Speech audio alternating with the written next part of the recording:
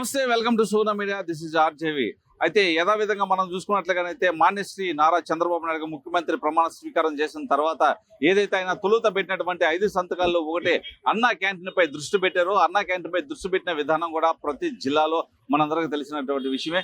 ఆ జిల్లాలకు సంబంధించినటువంటి అన్నా క్యాంటీన్లు రీఓపెన్ చేయడానికి మనకి అక్కడ ఉన్నటువంటి మంత్రులు కావచ్చు, ఎమ్మెల్యేలు కావచ్చు, ప్రతి ఒక్కరు కూడా దాని మీద దృష్టి పెట్టినటువంటి వ్యవహారం అందరూ తెలిసిందే అనమాట.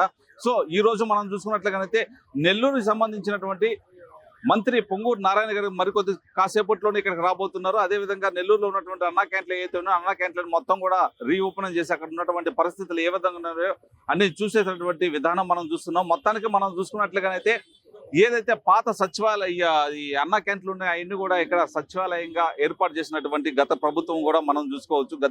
గత ప్రభుత్వంలో మనం చూసుకున్నట్లయితే ఇవన్నీ కూడా సచివాలయం కింద ఏర్పాట్లు చేసినటువంటి దాఖలాలు మనందరూ తెలిసిందే. సో అయితే ఇప్పుడు ప్రస్తుతం తెలుగుదేశం పార్టీ అధికారంలోకి వచ్చిన తర్వాత ఈ సచివాలయాలన్నింటినీ ఏదైతే అన్నా క్యాంటీన్ గా ఉన్నటువంటి వాటినన్నింటినీ కూడా సచివాలయంగా ఓపెన్ చేశారో, ఆ సచివాలయంగా ఓపెన్ చేసినటువంటి అన్నింటిని కూడా మళ్ళీ తిరిగి అన్నా క్యాంటీన్ గా రీఓపెన్ చేయబోతున్నారు. సో అదేవిధంగా ప్రతి పేదవాడికి 5 రూపాయల భోజనం అందించాలనే ఒక విధానంతో ముందుకెళ్తున్నటువంటి తెలుగుదేశం ప్రభుత్వం కూడా మనం తెలుసుకోవచ్చు.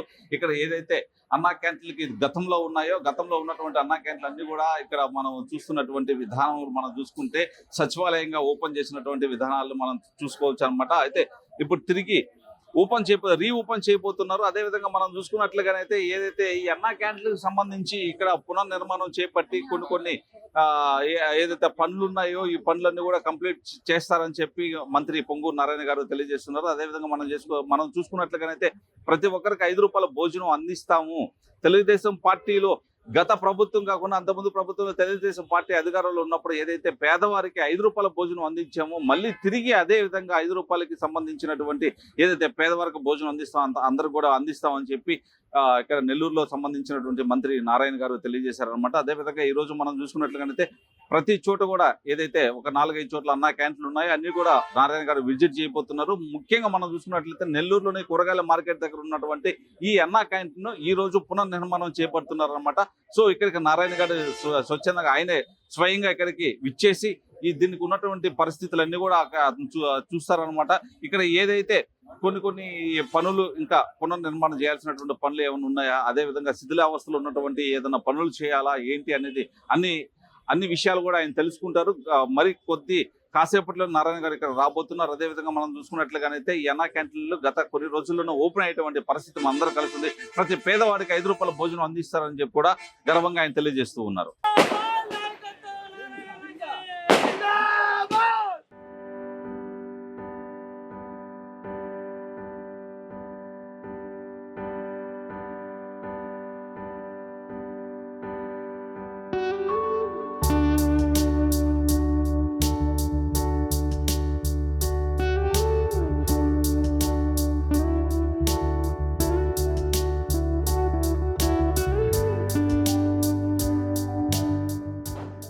అందరికీ తెలుసు, ముఖ్యమంత్రి గారు మొదటగా చేసిన 5 సంతకాల్లో ఒక సంతకం అన్నా క్యాంటీన్స్.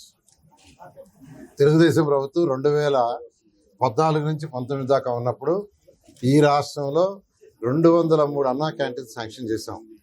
203 అన్నా క్యాంటీన్స్ని మున్సిపల్ ఏరియాలో మున్సిపాలిటీస్ మున్సిపల్ కార్పొరేషన్లో శాంక్షన్ చేసి వాటిని నిర్మించి రోజు 2,25,000 మంది రోజు 2,25,000 మంది కేవలం 5 రూపాయలకే చక్కటి భోజనం తినేటట్టుగా ఏర్పాటు చేశాం.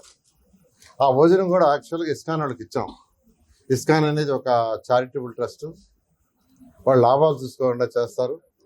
వాళ్ళతో కూర్చొని డిస్కస్ చేసి 73 రూపాయలు పర్ డే 3 పూటలకి వాళ్ళకి 73 రూపాయలు ఇచ్చేటట్టుగా, పేదలు నిరుపేదలు 3 పూటలు తిన్నా 15 రూపాయలు వస్తుంది. మిగతా 68 రూపాయలు, మిగతా డబ్బులు కంప్లీట్గా 58 రూపాయలు రాష్ట్ర ప్రభుత్వం సబ్సిడీ చేసేట్టుగా ఆ రోజు ప్లాన్ చేసి ఆ రోజు ఒక వ్యక్తి రోజు 3 పూటలు తింటే 58 రూపాయలు రాష్ట్ర ప్రభుత్వం నుంచి ఇచ్చేటట్టుగా ఏర్పాటు చేసి 2,25,000 మంది భోంచేస్తుంటే ఆ వైఎస్ఆర్సీ ప్రభుత్వం రాగానే మొత్తం క్లోజ్ చేసింది. అది నిజంగా దారుణం. నేను యాక్చువల్గా మా ముఖ్యమంత్రి నారా చంద్రబాబు నాయుడు గారు ఆ రోజు నాకు ఈ పోర్ట్ఫోలియో ఇచ్చి అన్నా క్యాంటీన్స్ని స్టార్ట్ చేయమంటే ఫస్ట్ చెన్నై పోయాను. చెన్నై పోయి అమ్మా క్యాంటీన్ స్టడీ చేసి అక్కడ భోజనం చేసి అధికారులతో మాట్లాడొచ్చా. కర్ణాటక పోయా, ఇందిరా క్యాంటీన్ స్టడీ చేసి అక్కడ భోజనం చేసి వచ్చా. ఇతర రాష్ట్రాలకు కొన్ని స్టడీ చేసి అధికారులను పంపించా, ఇండియా అంతా పంపించా. ఉన్న వాటిల్లో కంటే బెస్ట్గా చేయాలనే ఉద్దేశంతో, ఎందుకంటే ఆ రోజు ముఖ్యమంత్రిగా ఉన్న నారా చంద్రబాబు నాయుడు చెప్పారు, నారాయణ పేదలు నిరుపేదలు తినే ఫుడ్ బాగా ఉండాలి ఒకటి, రెండోది వాళ్ళు తినే ఎన్విరాన్మెంట్ చక్కగా ఉండాలి, రెండు చెప్పారు. దాంతో ఇలా చక్కగా బిల్డింగ్లు కట్టాం. ఇలా బిల్డింగ్స్ చక్కగా ఈ బిల్డింగ్స్ అన్ని కంప్లీట్గా 2 monthsలో కట్టాం. అవి కూడా పెద్ద పెద్ద కంపెనీలకు ఇచ్చాం. స్టార్ట్ చేస్తే అవన్నీ క్లోజ్ చేశారు. అయితే ముఖ్యమంత్రి గారు మొదటి 5 సంతకాలు ఇదొక సంతకంగా చేశారు. దీన్ని త్వరలో, అంటే వీలైనంత త్వరలో ఈ అన్నా క్యాంటీన్స్ ఏదైతే 200, 300 అన్నీ స్టార్ట్ చేస్తాం. అయితే ఇమీడియట్గా ఇవాళే స్టార్ట్ చేస్తుంటాం, లేదా నిన్నే స్టార్ట్ చేస్తుంటాం. అయితే గవర్నమెంట్లో కొన్ని లీగల్ ప్రొసీజర్స్ ఉంటాయి. ఈ టెండర్లు, ఆ ప్రాసెస్ అంటే ఆల్రెడీ చేసేవాళ్ళుతో మాట్లాడటం, ఎలా చేయాలనేది అధికారులతో మాట్లాడి, రేపు ఎల్లుండిలో అధికారులతో మాట్లాడి వీలైనంత తొందరలో ఈ అన్నా క్యాంటీన్స్ అన్నింటి మళ్ళీ ఓపెన్ చేసి 2014 నుంచి 19 దాకా ఎవరైతే పేద ప్రజలు, నిరుపేదలు, అంటే ఫర్ ఎగ్జాంపుల్ మనం కూరగాయల మార్కెట్ పక్కన పెట్టాం. ఇక్కడ ఎంతోమంది చిన్న చిన్న వ్యాపారాలు చేసుకునే చిరు వ్యాపారస్తులు ఉన్నారు. వాళ్ళు చక్కగా ఇక్కడ భోజనం చేయడానికి వీలు కల్పించాం. అదేవిధంగా ఎక్కడైతే మార్కెట్ యార్డ్లు ఉంటాయో అక్కడే చేసాం. ఎక్కడైతే ఇండస్ట్రీస్ ఉంటాయో ఆ ఇండస్ట్రీస్ దగ్గర చేసాం. ఇప్పుడు ఎక్కడైతే ఉదయాన్నే కార్మికులు, అంటే ప్లంబర్స్ కావచ్చు, ఎలక్ట్రీషియన్స్ కావచ్చు, బయలుదేరి కూలీలు కావచ్చు, ఎక్కడి నుంచి అయితే బయలుదేరతారో ముఠా కూలీలు అంటారు, ఎక్కువ మంది ఎక్కడైతే ఉంటారో ఆ ప్రాంతాల్లో స్థలాలు చూసి ఏర్పాటు చేస్తే, ఈ ప్రభుత్వం వచ్చిన తర్వాత అన్నీ ఫస్ట్ క్లోజ్ చేసేసారు. క్లోజ్ చేసి వాటిలో రకరకాలు పెట్టారు. అంటే కొన్నిట్లో శానిటేషన్ మెయింటైన్ చేసేట్టుగా పెట్టుకున్నారు. కొన్ని వచ్చి మాస్టర్స్కి యాక్చువల్గా లెక్కించడానికి పెట్టి రకరకాలుగా, అంటే ఒక్కొక్క దాంట్లో ఒక్కొక్కటి పెట్టారు. అయితే వీటన్నిటిని కూడా మళ్ళీ అన్నా క్యాంటీన్స్కే ఇస్తాం. వాటికి సంబంధించి ఏమైనా ఉంటే వేరే ఏర్పాట్లు కూడా చేస్తాం, ఇబ్బంది లేదు. కొన్ని దగ్గరలో యాక్చువల్గా సెక్రటరియట్ పెట్టున్నారు, సచివాలయాలు. ఆ సచివాలయాలకు వేరే బిల్డింగ్ అరేంజ్ చేసిన తర్వాత ఆ బిల్డింగ్లో అన్నా క్యాంటీన్ స్టార్ట్ చేస్తాం. అదేవిధంగా ఏదైనా ప్రభుత్వమే, ఇప్పుడు సచివాలయం అయినా ప్రభుత్వమే, లేదా శానిటేషన్ బస్తాలు వేసినా ఏది చేసినా అది ప్రభుత్వానికి సంబంధించిందే.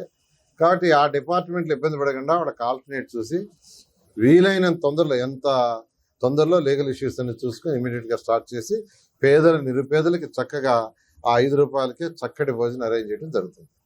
ఏసీ బస్ స్టాండ్లు ఏదైతే ఏర్పాటు చేస్తున్నారో అవి ఎప్పుడు పునర్నిర్మాణం అయ్యే ఛాన్సెస్ ఉన్నాయి? వాటిని కూడా, అంటే ఇప్పుడు యాక్చువల్గా ఏసీవీ బస్ స్టాప్లు కావచ్చు, బస్ స్టాండ్లు కావచ్చు, మిగతా ఏదైనా ఇప్పుడు under ground drainage, drinking water, వాళ్ళ అధికారం గురించి మాట్లాడాను. దాంట్లో లీగల్ ఇష్యూస్, అంటే ఆల్రెడీ కాంట్రాక్టర్స్ డిస్కనెక్ట్ అయిపోయారా, కంటిన్యూషన్ ఉందో చూడాలా, ఇవన్నీ స్టడీ చేయడానికి ఖచ్చితంగా మాకు ఒక 10 రోజుల నుంచి 15 రోజులు పడుతుంది. ఈ 15 రోజుల్లో స్టడీ చేసిన తర్వాత ఆ తర్వాత ఎన్ని రోజుల్లో ఎక్కడ చేయబోయేది కూడా ప్రజలకు చక్కగా మీడియా ద్వారా వివరిస్తాం. టెంటేటివ్గా ఏ డేట్ కంప్లీట్ చేస్తామని చేసి ముందుకు పోవడం జరుగుతుంది. ఒక టైం బౌండెడ్గా అన్ని ముందుకు పోవడం జరుగుతుంది.